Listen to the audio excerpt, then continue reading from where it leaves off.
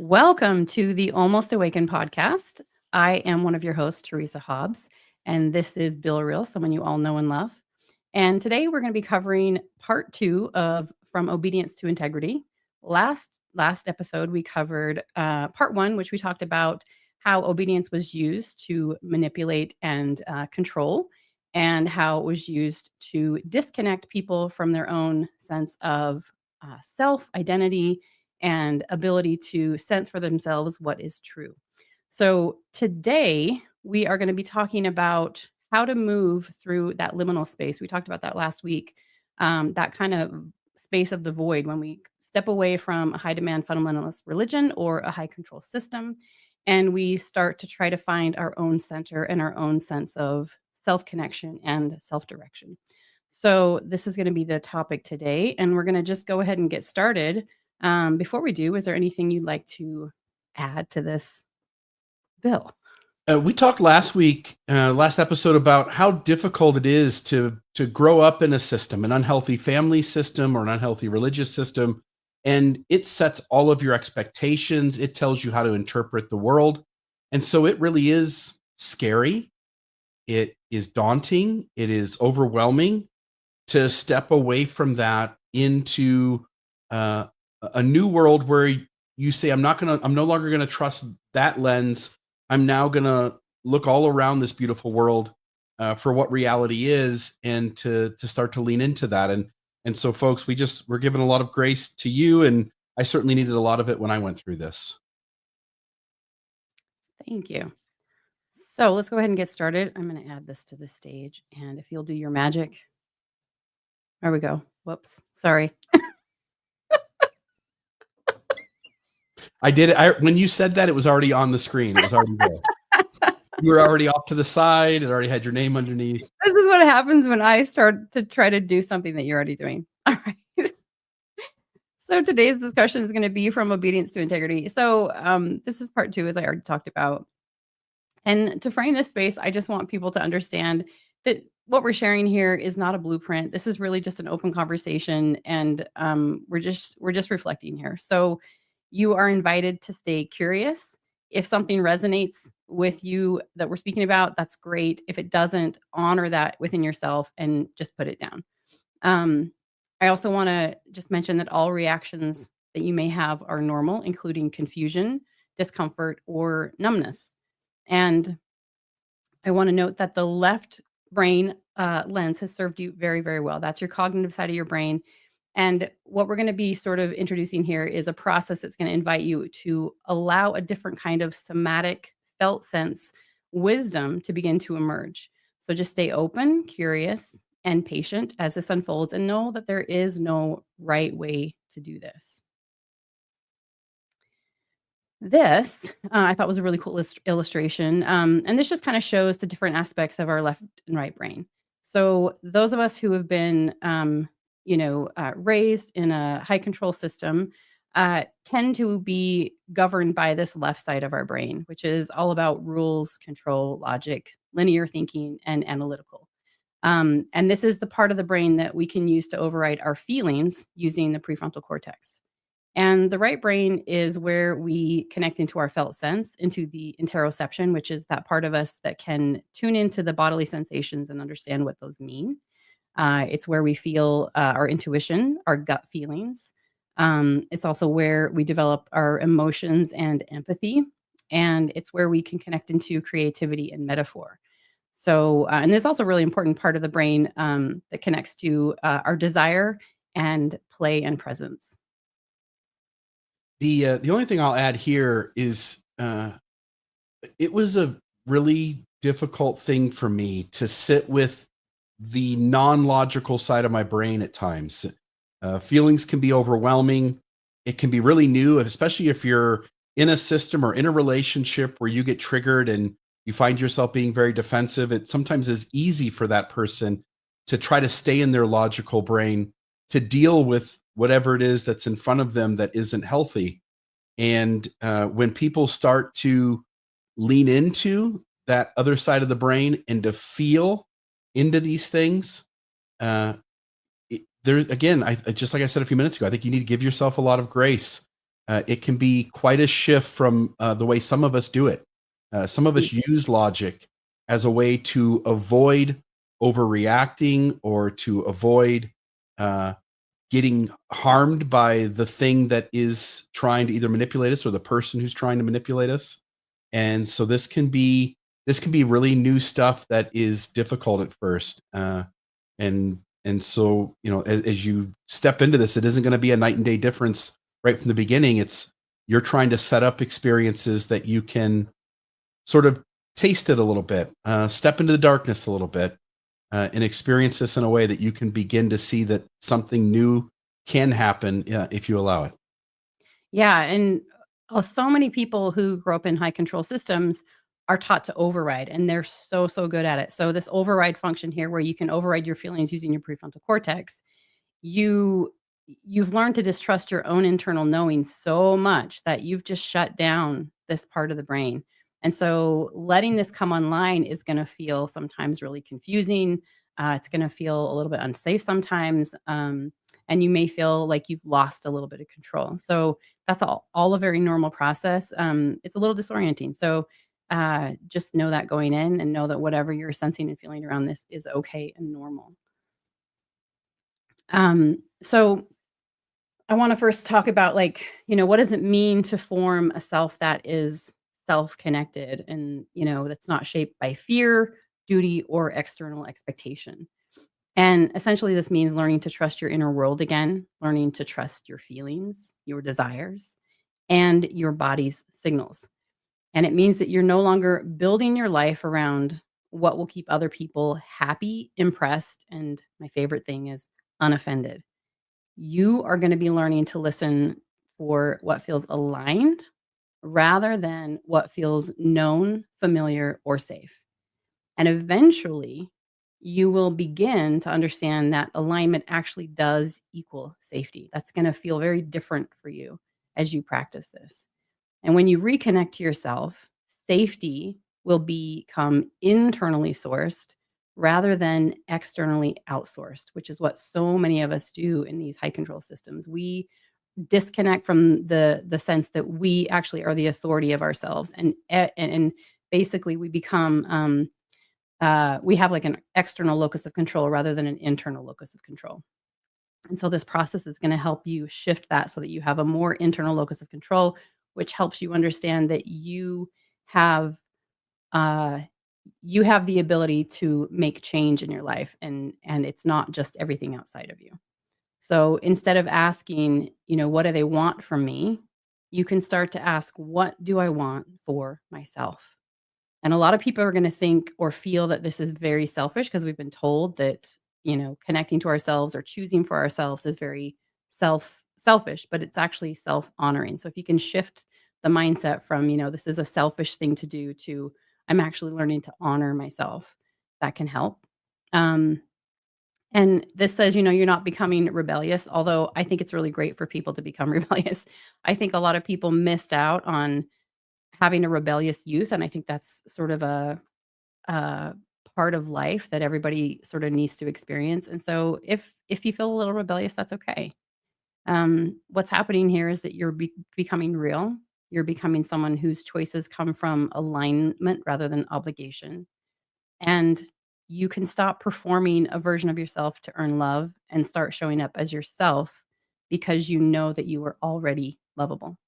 So, it's not an easy process, but that's what it means to move uh, from obedience to integrity or self connection. All right. So, I want to point out that someone pointed out in the comments for our last episode that the word integrity brought up a similar feeling as the word that Jody Hildebrandt used, which is distortion, like when you're living in distortion. So, I just want to mention that when we use the word integrity, that's all about you. That has nothing to do with you get to define what your own integrity is. So I'm shifting that word as much as I can, and I want to replace it with the word self connection because I don't want that to be triggering for anybody. So I just wanted to mention that in case in case you felt any kind of reaction to that word, and just understand how I'm defining that. Yeah, Okay. people grow up in homes where the parents have a really rigid expectation of what the kids need to be. And so your own autonomy is gone. And how you fulfill your family role is by fitting in the box that they gave you. Some of you belong to religious systems that had a really small box that you needed to fit in. Uh, how you showed up in the world, what kind of demeanor you had, what kind of tone you had, whether you use language that was supportive of the system or whether you voice disagreement. There were so many expectations for how you fit into that system, and you were set up to be punished in various ways if you didn't fit in. And what Teresa's getting at is now the next step in the journey of growth is to recognize that uh, the authorities inside of you, that the internal locus of control is internal to you. It isn't about having an outer authority out there who, whether it's a bunch of church leaders or a system or parents, uh, telling you what it is you need to be for their world to be okay. It's about you now deciding what it is you need for your world to be okay, and and you have the right to be the fullest expression of yourself, in so much as you don't cause harm to others. And this is going to be new, just along with the other things we've said. This is going to be new because all your life you've been told what mold to fit, and you've had to wear masks. And now is a chance to just sense, like, oh, like there's a full human being inside of me that has their own wants and needs, their own way they want the world to look, and you have a right within reason to negotiate and to push for your world so that you can be happy and healthy inside. I love that. Yeah, and as when we use integrity, it's more about self-integrity. It's not integrity to the system, it's integrity to yourself, and as we've defined it, it just means, internal congruence. We talked last week, Teresa, about how some people show up with their behaviors being different than what's going on inside of them. That's a misalignment. That's a lack of integrity. Integrity is you show up in the world with your voice, having your boundaries, asking for your needs, making reasonable requests for your needs to be filled, and not tolerating harm from anyone.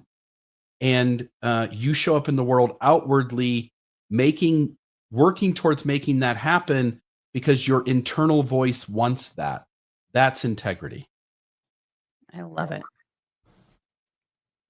All right. So, what is the inner compass? So, the felt sense of what's right or wrong for you, even if it's messy, evolving, or different from others. This is going to be a subtle body based awareness that says, this feels true or something is off here. Now, your internal compass integrates your body, your emotions, your values, and your wisdom. And one of a few of the reasons why we lost touch with our inner compass are, obedience taught us to outsource our truth. We learn to look to authority, doctrine, or approval before acting. Desire and intuition were framed as dangerous. This is a huge one, and this is what really messes people up, because just having a normal desire, knowing what you want, desiring what you want, and your own intuition were framed as dangerous. So feelings like anger, longing, or doubt were treated as moral failings. And then self trust was replaced with self doubt. We learned to question our own instincts before we even had a chance to hear them. Now, rebuilding the inner compass. So, self trust is rebuilt through small, embodied experiments with truth. And I love the word experiments here. So, these are going to be things that you are testing out. Sometimes you'll get positive feedback, sometimes you'll get negative feedback. It's okay. The difference between thinking about truth and feeling truth in your body is going to help you understand what that feels like. Um, and then how to recognize your authentic no and your authentic embodied yes, and learning to pause and orient inward before making choices. And this is something that's very different for a lot of people, because when you have been told constantly what is true and what is not true, and again, you've had to override all of that feedback in your body. It's really hard to hear it sometimes. So your truth doesn't always roar. Sometimes it whispers discomfort. And so that's the thing that you're going to start trying to sense into and get reconnected with. Yeah, it really is the ability to be present with what you're feeling. Your body will communicate to you that something isn't okay here. Your body will communicate that somebody is uh, handling you in a manipulative way. Your body will tell you that you're sacrificing your needs for the needs of the group or the needs of another. And we have to do that sometimes, but we shouldn't be doing it all the time. And we should feel like we're also, as much as we give in to the world around us, that we're also taking things we need as well. And so there should be a balance there. And you should be able to just sit with what's going on internally and start to notice some of these things. And I think that's, at least for me, that's the first step, is just going like, oh, I feel something right now and it doesn't feel good. And I'm going to sit with that for a minute and try to put words to that. Yeah, I love that. I love this slide. What does alignment and self connection feel like? And it's funny because whenever I'm working with clients and I'm asking them to go inward, I put a hand on my heart. I come into my center. It's a way for me to start connecting into that feeling, sensing part of me. So this is just a little outline to show you, how to recognize a felt sense yes and a felt sense no. So a felt sense yes is going to feel like ease. You're going to feel an expansion in your chest or your belly. You may take a natural breath or notice that you're breathing, really naturally and easily. You're going to feel lightness or relief. And you're going to have a grounded confidence, even if nervousness is present, which sounds kind of weird, but there's a difference there. You can be mentally nervous about something, but your body can feel really calm about it, and that's generally uh, giving you a signal that you have a felt sense yes about it. So these signals can feel subtle at first and may require quiet to feel them. So you may need to step away and go into a quiet space to just really tune in and start sensing in. Now, your felt sense no is going to feel like tightness in your chest or your gut. You may feel nausea, dread, or shutdown, anxiety or urgency, an inner pulling away or pushing away from, or feeling like you're about to perform or betray yourself. There's almost like, if you've ever felt like you were people pleasing or performing in a certain way because it was just the pattern that you had your whole life, and there comes a time when you walk away from an interaction like that and you just feel like, ugh, like that didn't feel good. I didn't like that. And I think that's a part of your system letting you know that, that wasn't really aligned. That wasn't you weren't acting from your truth, you were performing. And we do that for reasons of protection, you know what I mean? So it's not I don't want people to make themselves wrong for that. It's very normal and natural, and you don't have to make yourself wrong if you notice it, but just notice what it feels like inside. That's the only thing you really need to do, is just start building your awareness of what these things feel like. And when you're doing that, make sure that you're not doing that from a judgmental place. Okay, so this is a big thing for a lot of people who have come out of high control systems, um, especially when they've walked away from a system that they realized was actually untrue. And they believed completely and totally that it was the total truth. And then they realized that it was all a lie. So, how do you trust your felt sense again, if it led you to a lie? So if you were told by a system, pray, and when you feel a burning in your bosom or a warmth in your system, that's going to tell you that this is the truth, or the true church, or whatever it is. This is very common in the Mormon system. So this is one of the deepest wounds of religious manipulation, which is having your own body and emotions used against you. And you were told if it feels peaceful, then it means it's true. If you don't feel good about something, then it means you're wrong. The spirit will confirm it with a burning in the bosom. And, maybe you did feel that warmth or that emotion or that spiritual high, only to later discover that it was tied to a system that caused harm or wasn't built on the full truth. And that is painful and disorienting and makes you feel like how can I ever trust myself again if I truly fully believe that what I was feeling inside was the truth. So I want to just illustrate a little bit about, what actually happened in that moment. So what you were experiencing was not a lie from your body. It was a real emotion. And these emotions are used against you, and they're produced in high stakes environments by using tactics like emotional music, personal emotional testimonials. Think of fast and testimonial meetings in the Mormon Church. By group consensus, when everybody is affirming that this is the truth, it builds your sense of rightness or a sense of feeling that something is right. When you are feeling pressure to conform, or you are feeling fear of disappointing God or your family. And then also if it's, used against you in this binary way, like if you feel good, it's the spirit. If you don't, it's Satan. So your body and emotions were responding appropriately to all of these powerful cues. But what was manipulative was the meaning or story that was imposed on those cues.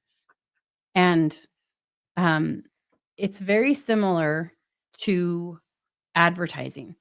They advertising and religion both sell a story, and they use a lot of different emotionally manipulative tactics to sell you that story in a way that makes you feel like it's true. So I just wanted to outline a couple of these different tactics that are used both by religion and advertising. So, number one is the emotional hook over rational thought. So, with advertising, they're going to say, this perfume will make you irresistible. And in religion, it's going to be this belief will give your life ultimate meaning. So, both are leading with emotion, with desire, fear, belonging, and not facts. Number 2 is the promise of transformation. So advertising is gonna tell you, "Buy this and your life will improve." And religion will say, "Follow this and your soul will be saved." Selling a better version of yourself just on different timelines. One is about eternity and the other is about today. Number 3 is that, both manipulate scarcity and push urgency. So advertising is gonna there's always this thing of, like, limited time offer. The deal is going to expire by such and such. And religion drives that home with, the time is short, the second coming is near. So you better get your ducks in a row and, before the second coming, because then it's too late. So again, both are creating urgency to act now, bypassing critical reflection. Number 4 is they appeal to your identity and belonging, and this is a huge one. So, advertising is always saying like, people like you use this brand. And so they have this beautiful person and you are identifying with that person. If you use their product, then you're going to look and feel like that person. And religion is, people like us believe this truth. And that's that's really big in the Mormon church because we're told that we're, the chosen people and that we have the only true church on earth and, all this kind of stuff. And so we feel really special by belonging to that church. So it's not just about the product or belief, it's about who you are if you use the product or align with that belief. And I'll just say here, all throughout our lives, we've had people in groups and systems, groups of people and systems manipulate us. And it's easy to see in advertising. We could put up 100 examples of that, where you didn't really need something, you were manipulated into buying it, and then after you bought it, you hardly used it or didn't use it after you bought it either. And we've all done that. And if you extend that out and you realize, like, hey, in some way, a lot of people are doing that to us, and some are doing it in extreme amounts and for their own gain, and they've got lots of money to spend, and it's not really much different than advertising. And if we can just see that getting us to believe a thing, to behave a certain way, and why that might benefit the system or the group or the person, and to notice that there are people, groups, and systems around us that manipulate us for their own their own use and good for what they want to accomplish and what they want to do. And uh, it's a great opportunity to start to shake out of that spell. Yeah, absolutely. I'm just going to cover a few more of these just because I think it's interesting to be able to see, especially when looking at a religious system, to be able to see how much of it lines up with advertising. And it's infuriating to me, actually. I don't it was a couple years ago that I learned that there were actually tactics that advertisers used and that they take advantage of people, and I just it's kind of gross. So, number 5 is the use of repetition and ritual. So in advertising, it's jingle slogans and product placement. In religion, it's hymns, testimonies, and call and response. Repetition builds the familiarity, and familiarity builds belief. Number 6 is leveraging authority figures. So advertising, will be celebrity endorsements or professionals. So 9 out of 10 dentists agree, yada, yada, yada. In religion, it's prophets, scriptures, and charismatic leaders. And also in the Mormon religion, they also use celebrities too. You've got Donny Osmond and Steve Young and like all the famous Mormons, that they utilize as well. Number 7 is fear-based messaging. In advertising, it's without this, you'll fall behind, look old, and be unsafe. In religion, it's without this, you'll be lost, you'll suffer, and you'll go to hell. Number 8 is imagery and storytelling. In advertising, they show a person with glowing skin, they show happy families and adventure travel.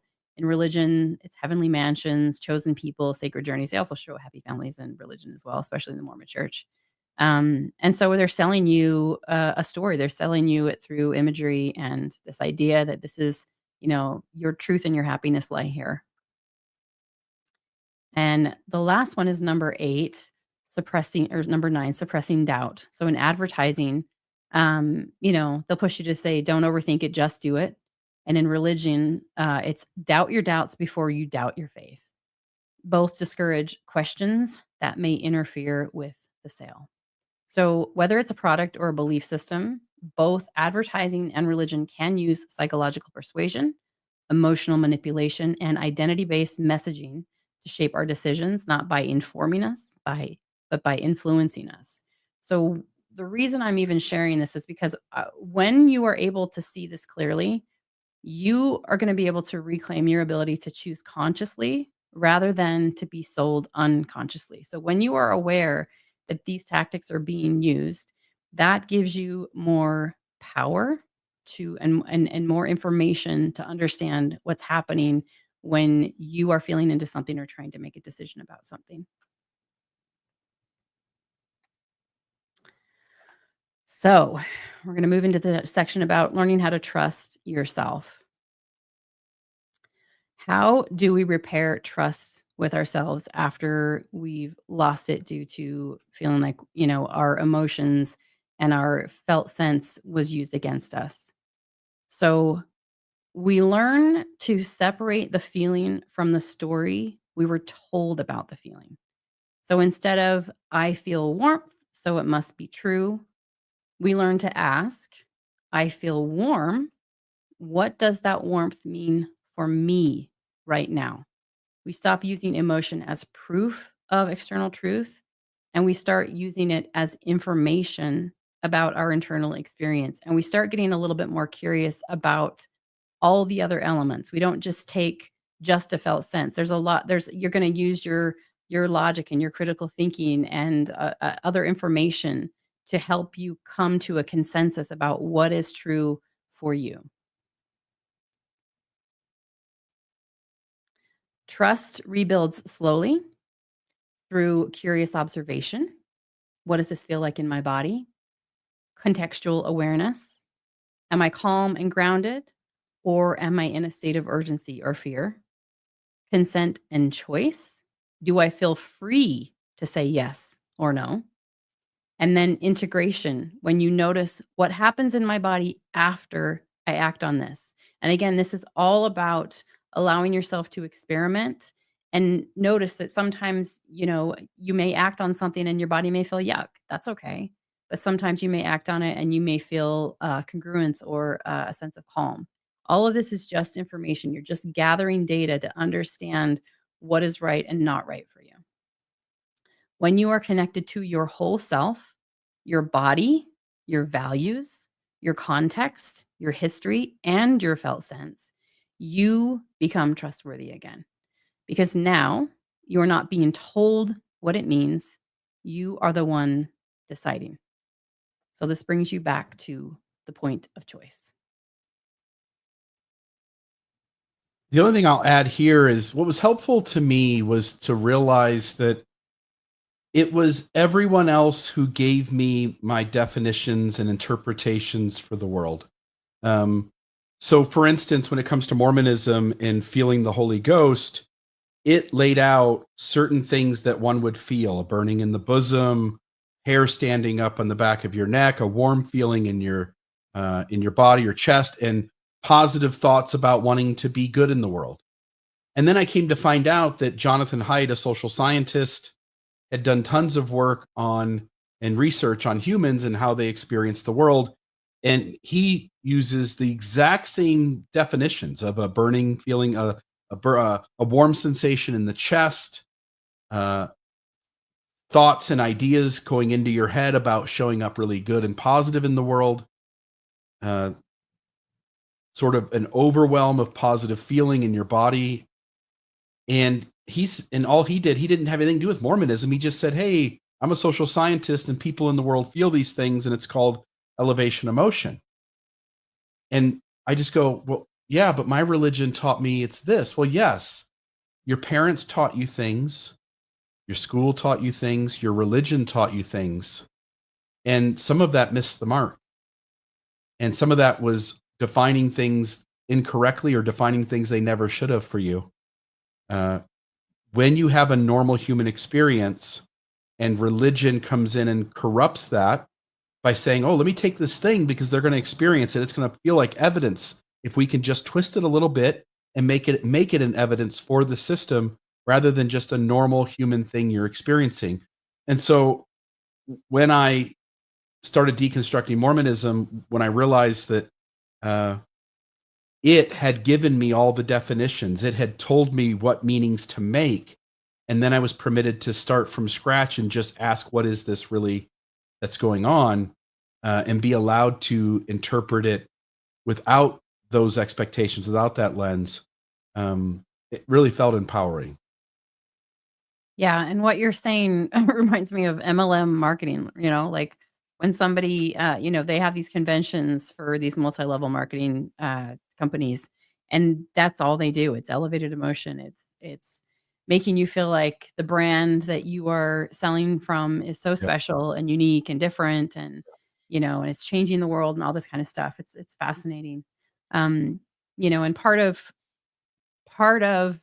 what happens for people when they leave these groups is they have to learn how to think critically. So it's not just about learning to feel, but it's also about finding a way to sort of ask questions and be open and curious again. Because we were taught that we could never question. We couldn't even ask the question. If somebody just said, "This is true, this is the way it is," we took that for truth. And so, it can be really helpful to just recognize, like, oh, I have the right to ask questions. I have the right to question what somebody else says. They're stating this, but that doesn't mean it's true. And also to understand that something doesn't have to be true or not true, because we were also taught for a long time that everything is a binary, truth or untruth.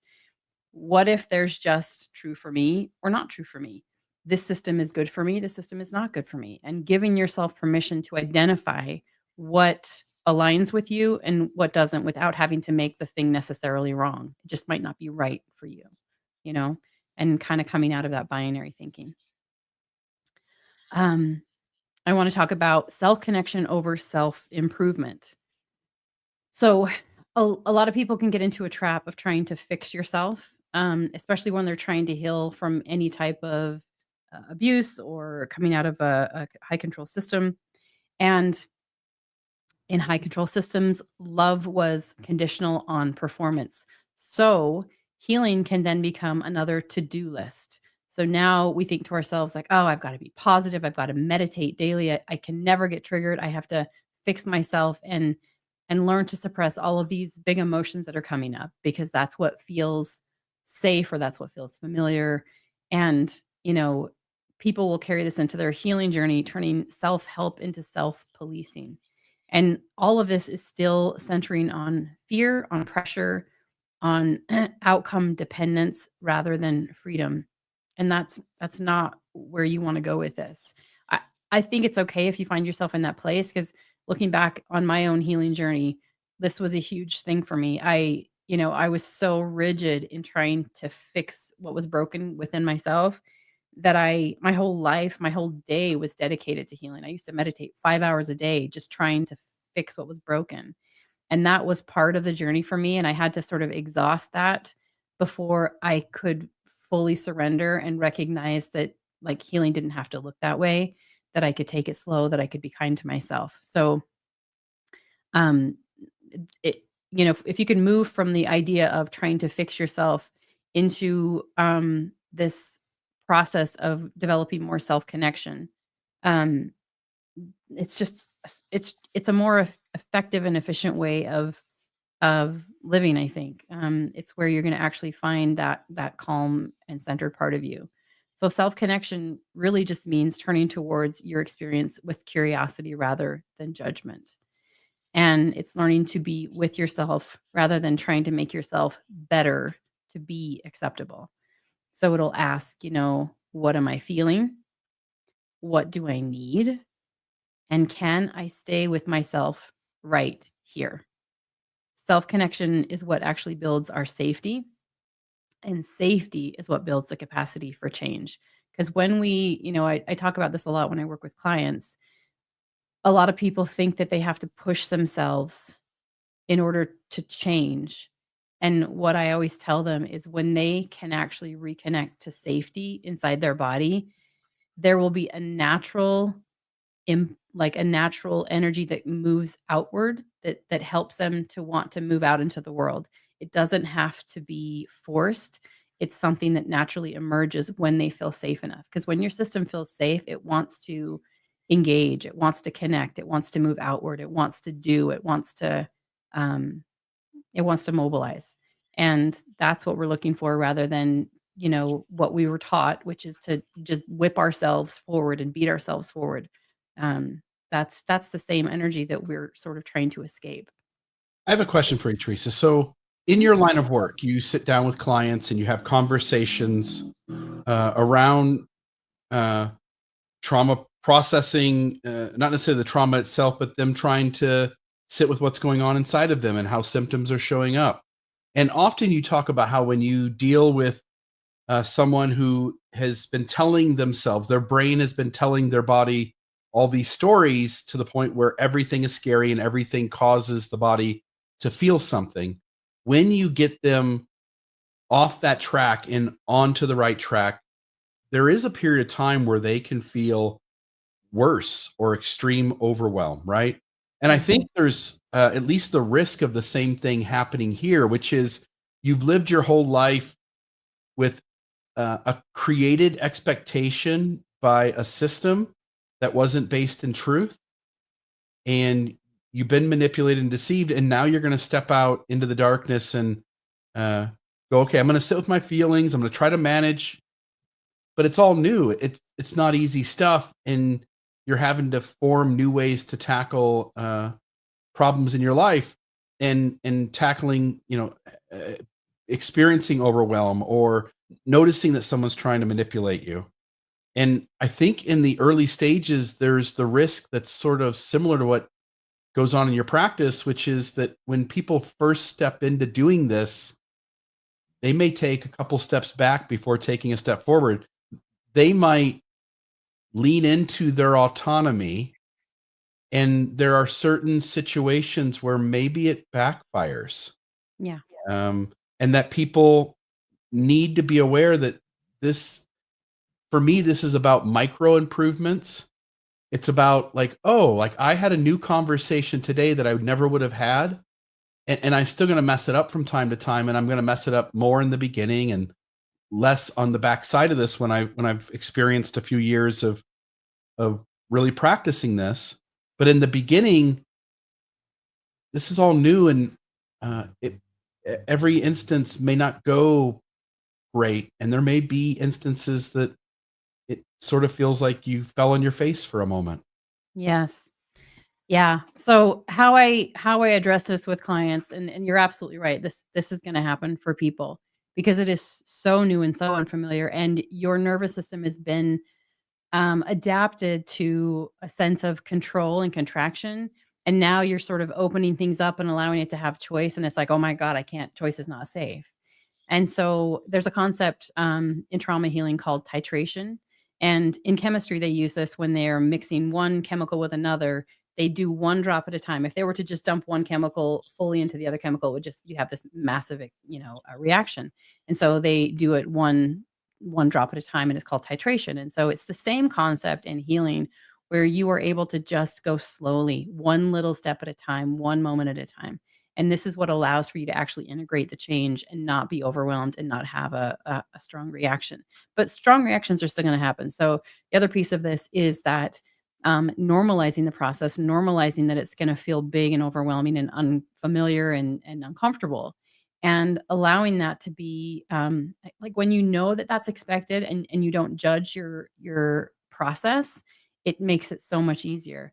I also try to tell people to really give themselves permission to make mistakes, to have setbacks, to not have it go perfectly, to face plant, as you said, because that's normal. And when you can create space for it, when you can actually say like, oh, okay, like that didn't work, and that didn't work, and that didn't work, and all of that's okay. It does not mean that I'm wrong. I can separate making a mistake or having a little misstep here from being wrong or bad. And it is a hard thing to unwind because we were told so much in our high control systems that any misstep was going to cost us so much, cost us our connection to God, or cost us our salvation, or cost us connection with family, whatever it was.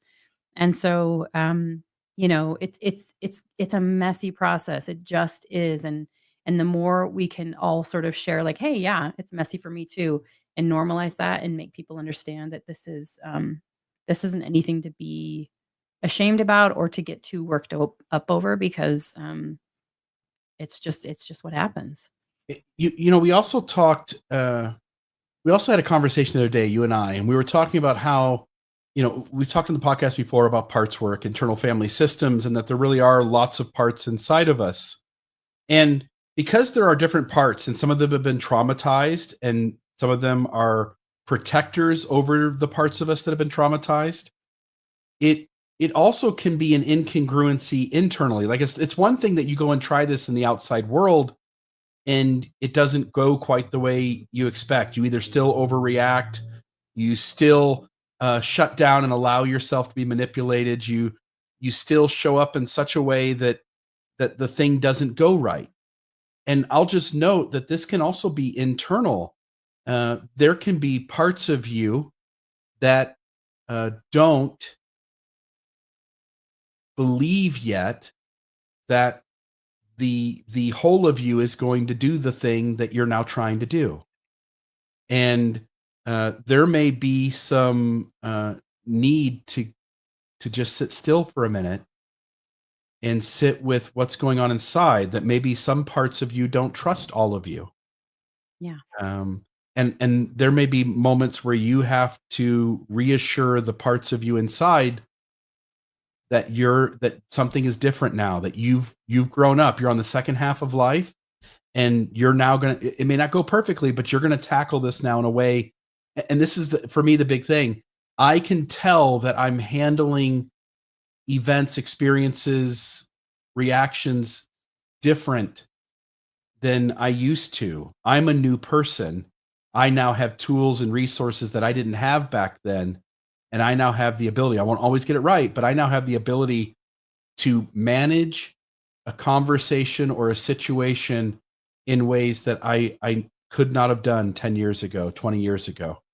And as the parts of you see that you are doing something new, they will begin to come around as well. Yeah, they will for sure. And the first step in all of this is awareness. You don't even have to make choices yet. You just start to become aware and notice the things. The second step is, once you notice and you have the ability to pause a little bit, then you're going to start practicing making choices, and you're going to feel things in response to the different choices that you make. And so then you learn to be with and sit with that. And then the second part is eventually the system does start to trust you, because you start making choices more in favor of your whole self, or in congruence with your felt sense and all of your parts. And eventually your parts start to trust you a little bit more. And if you can continue to just people think that self-compassion, kindness, grace are just trivial things, but I'm telling you, they are the most fundamental part of healing and moving forward. I don't care what you do, you can make lots and lots and lots of mistakes. It's okay to make mistakes. And the more you can give yourself grace around making mistakes, the more your system is going to sort of unwind and start to heal and grow. And that's where you are going to be able to make more choices for yourself. And you're going to be kinder to other people too. Like, that's a thing. I think people think like, oh, if I give myself grace, and I'm going to keep making mistakes, or I'm going to be mean to other people, but it's the opposite for so many people. So um no matter where you are on the process, yeah, just be kind to yourself, and let it be messy. And um yeah, but the parts work part can be a little complex at times. And if at any point anyone has some difficulty, they have big protector parts that are coming up that are shutting them down, that's when it would be really helpful to go try to find a therapist who is IFS informed, internal family systems informed, who does a lot of this parts work stuff, to sort of help guide you through that process of working with those parts, and figuring out what those protector parts need to kind of stand down a little bit so that you can move forward. So I love that you brought that up. Um, did that make sense? Mhm. Yeah. Okay. All right. So just I want to quickly go through some of these signs that you are still in the self-improvement loop. So you may judge yourself for being behind in healing. You may feel guilt for resting or not doing enough. You only feel proud when you're seeing progress. You constantly compare yourself to others' healing stories. And if your healing path feels like pressure, it's just time to soften. Again, like I was saying, just come back to that. Like, give yourself, as my famous phrase, you have all the time in the world. You really do. And you get there faster when you lean into that and trust that, like, it's just one step at a time. So what shifts when you choose self-connection? You are going to start to make space for messy, contradictory, and evolving parts of you. I love that so much, because it's okay to be messy. It's okay to have contradiction in yourself, and it's okay to give yourself space to evolve. You are going to start to move at the speed of trust, not urgency. I had a client, I think, that told me that phrase. I loved it so much. Moving at the speed of trust rather than urgency. Progress is not forced, it emerges from compassion and attunement. And you're going to get to the place where you stop asking, am I doing this right? And instead can start asking, am I being honest with myself? That's going to be the most important thing to you, is, living from that, again, place of self-integrity or self-connection. Here is a practice prompt. You can do this for just even 30 seconds, and just pause a little bit and ask yourself, in this moment, can I connect to myself without needing to fix, to change, or improve anything?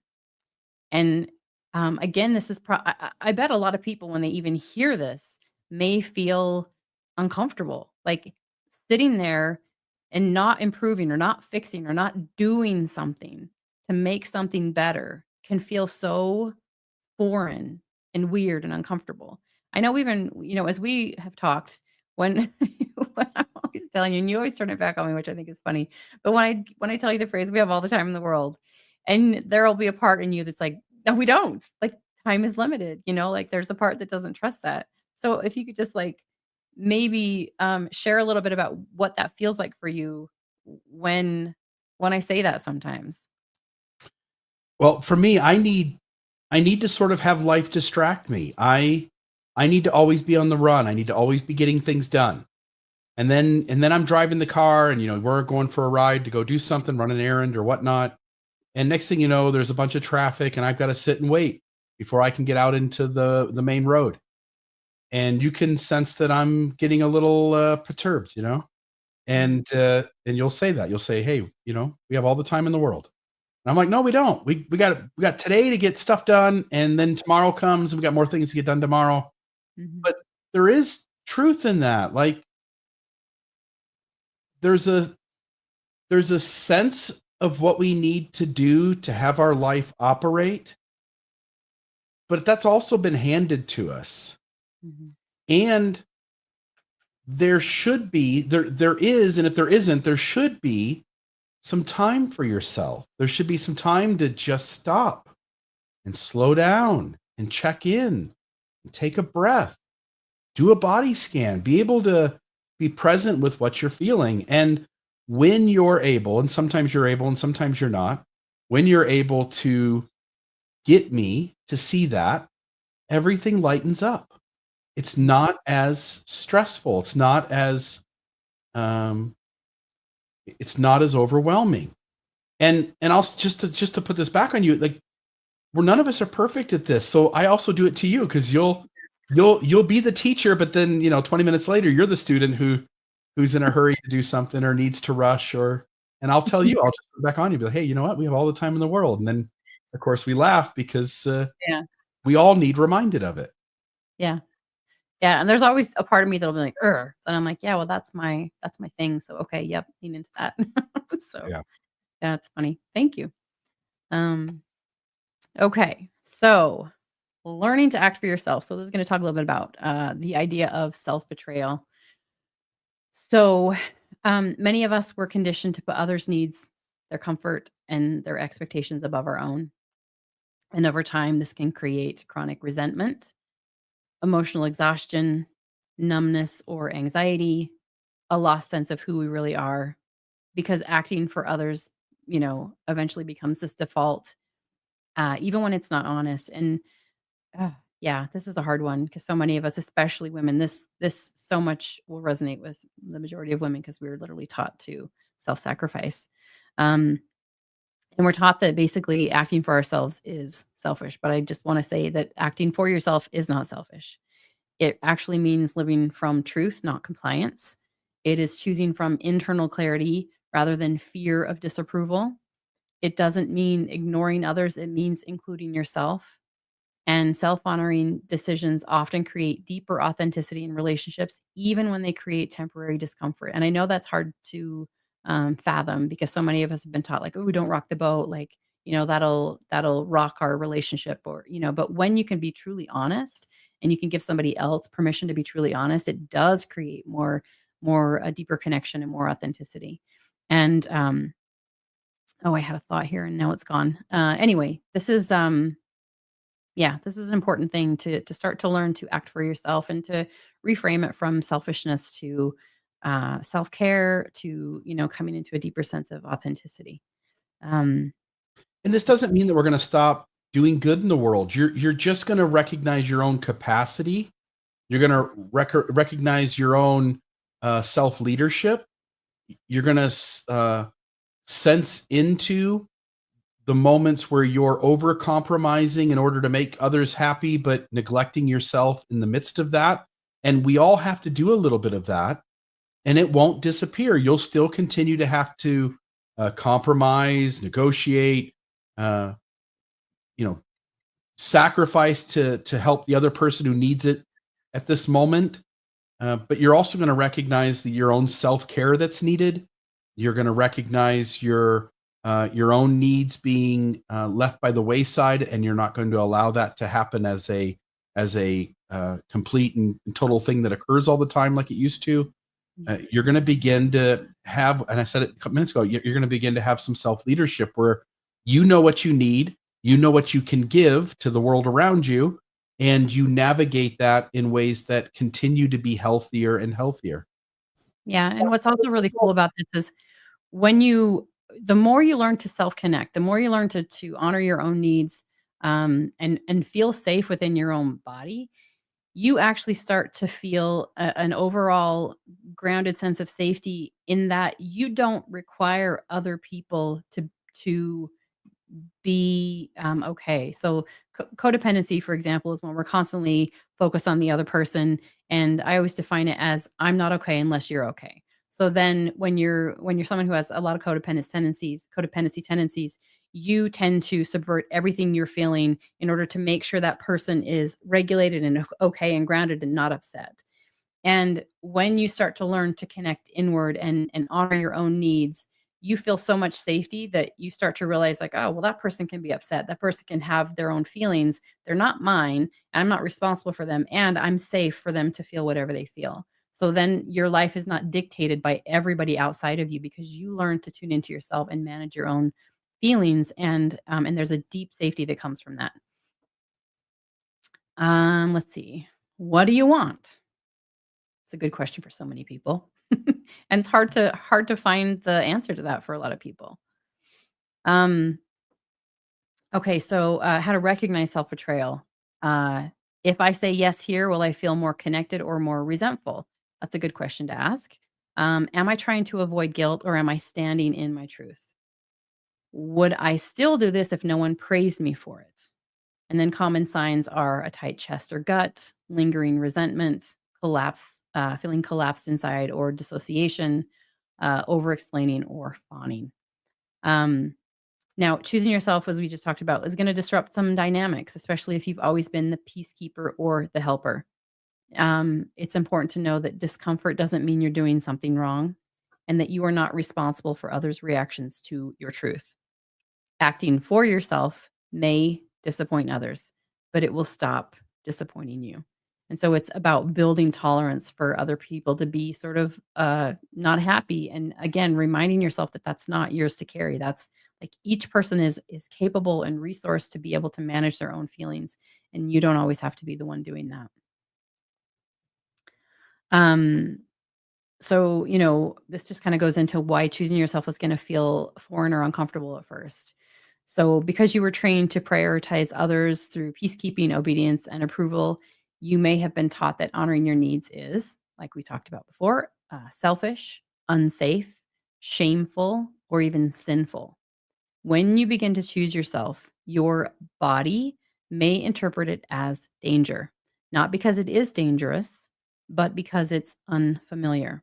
So, discomfort does not mean that you are wrong. It simply means that you are growing. And this is another hard thing to sort of navigate for people because, we're talking about learning to sense into your body and know when it's a yes or a no. But sometimes something foreign can feel like a no. It can feel contracted and icky inside because it's your system registering it as dangerous when it's been taught that, being like choosing yourself or moving outward into the world is not safe. So you can start to just work with that discomfort. You don't need to override it. You don't need to pretend like it's not there. What you're being called to is to just sit with it, to name it, and to breathe into it. And, that's when you can sort of just witness it and allow it to sort of have its arc. It's gonna go up, and the more you can sit with it without judging it, again, this is using this concept of mindfulness, which is, what you're feeling is totally okay, it's safe. You don't need to judge it, you don't need to make it wrong, you're just gonna notice it with total curiosity. So you watch it, feel it, it has this arc, it goes up, and then it starts to go down and it dissipates and discharges. And that's such a powerful um, practice to develop because it allows you to manage all kinds of different emotions that may have taken you offline before. So as you're doing this, you can say to yourself that, this feels unfamiliar and I'm safe to feel it. And, I can be with this discomfort without abandoning myself. And you may feel the impulse to run from it, to distract from it, to shut it down, and that's okay. That just means that your system again is not, is not familiar with it, doesn't see it as safe. But the more that you can normalize it and remind yourself like, wow, this is just a sensation, this is just a feeling. Can I be with it for even just 10 seconds? You can start out really, really small. You don't have to sit in it for hours. Just be with it. And then you can give yourself permission to do some intentional distraction and then come back to it. Um, the more you can practice staying with that discomfort, even through that short moments, again, using that concept of titration where you just do it a little bit at a time. Um, the more you can do that without collapsing, the more capacity you're going to build. And growth lives on the other side of staying present with what feels new. Um, I wanted to say something about this. Uh, yeah, I wanted to share a story just really quick about the ability to sort of feel into a yes and a no, especially when I think when we were doing some of the other slides around, let's see which one, this slide. So, how to recognize a felt sense yes versus a felt sense no. Um, This one here says, let's see, grounded confidence even when nervousness is present. Nervousness is present. And I wanted to share a story about how, when I was in my early 30s, I started dating someone, and on paper, this person looked amazing. Like my mind kept saying, like, this is the thing you should do. Like, this is the best you're ever going to find. But my body was sick. My body kept saying no. I felt it. I had an intuition. I knew something was off. And I overrode it because that's where I was in my life at that time. I would think that this is the thing to do. It was, in my mind, I thought that was the right thing to do. And so I went with it and I overrode all those internal felt sense no's. And then, I did a lot of work. I collapsed, got sick, did a lot of work, and started to practice a different form of connection to myself. And then when I was ready to start dating again, I met Bill, and it was really scary for me. I was nervous about it. So, like, I had mental nerves. I had parts of my brain at the time that were like, "What are you doing? This is really scary," because he lived quite a distance away. But what was different about that was I felt so calm inside. There was not one part of me that was saying like, "Oh god, you shouldn't do this. This is," like there was just such a difference in it.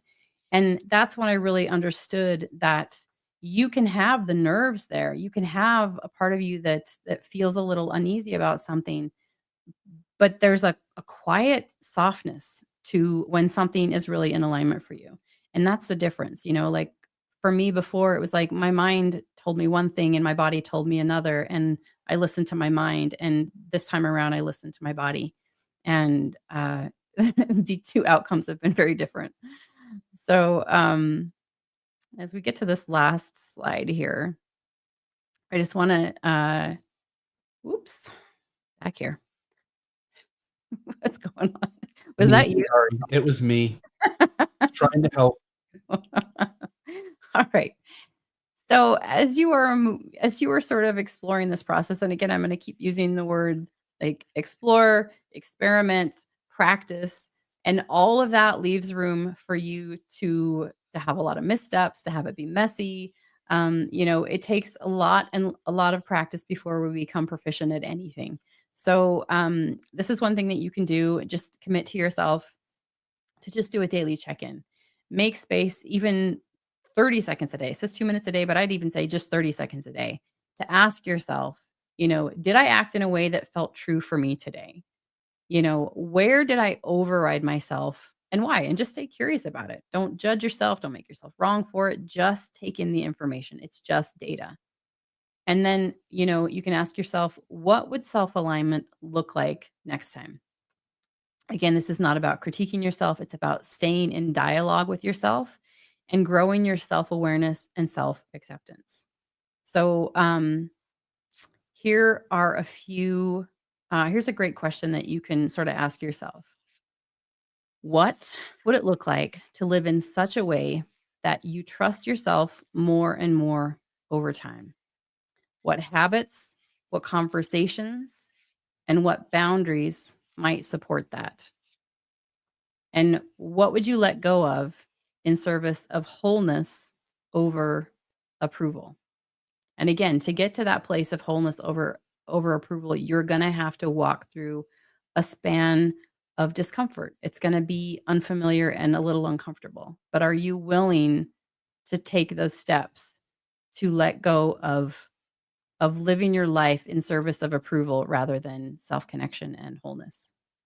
Um, and just know that this is the movement from obedience to integrity, and it's not a leap. It's just a practice. Um, those are my last thoughts. Anything that you have to add? Yeah, I'll just say it's a lifetime of wanting to grow and being curious. So this journey for me has involved not just learning the things we talked about here today, not just about practicing moments as they came up, but it was also curiosity about how to be a better human being and what that led to. And led to things like reading books. So I'll give an example. The Don Miguel Ruiz and the Four Agreements, which I think is very compatible with what we talked about today.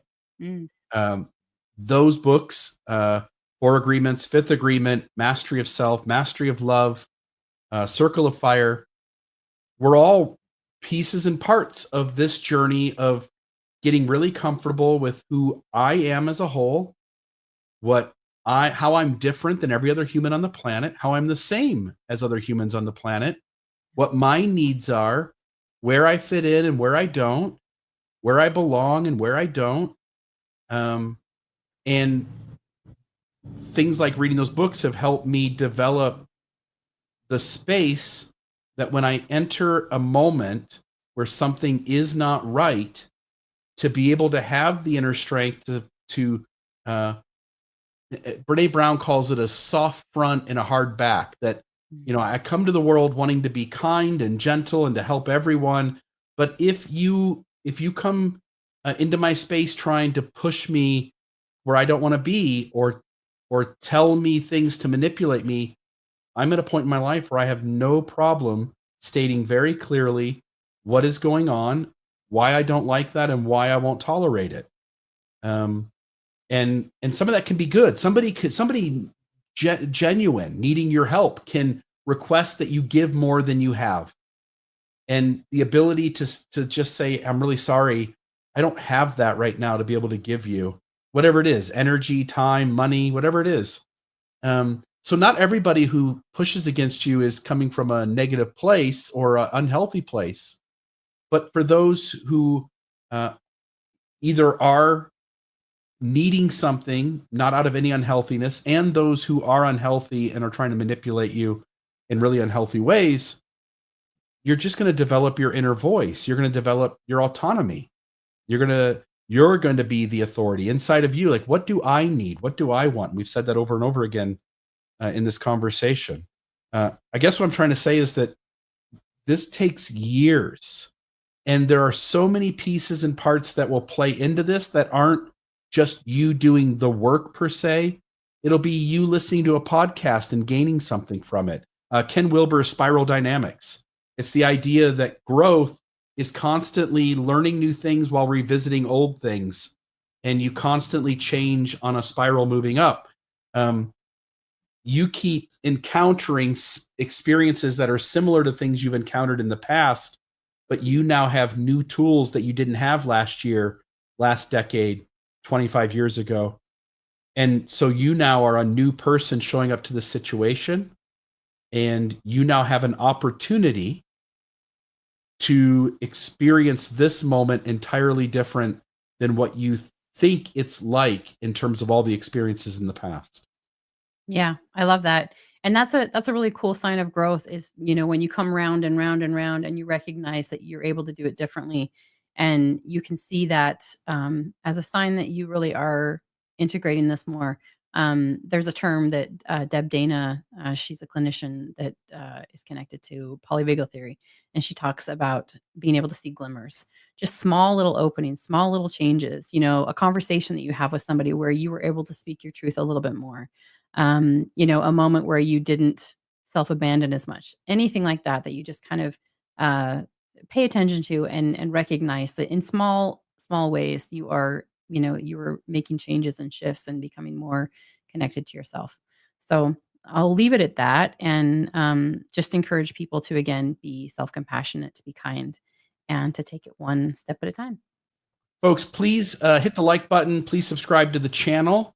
If you want to donate to the Almost Awakened podcast, please go to almostawakened.org, click the donate button, and we'll continue to bring these conversations to you. Thank you, Teresa, for putting part two together. And so long, everybody. Take care.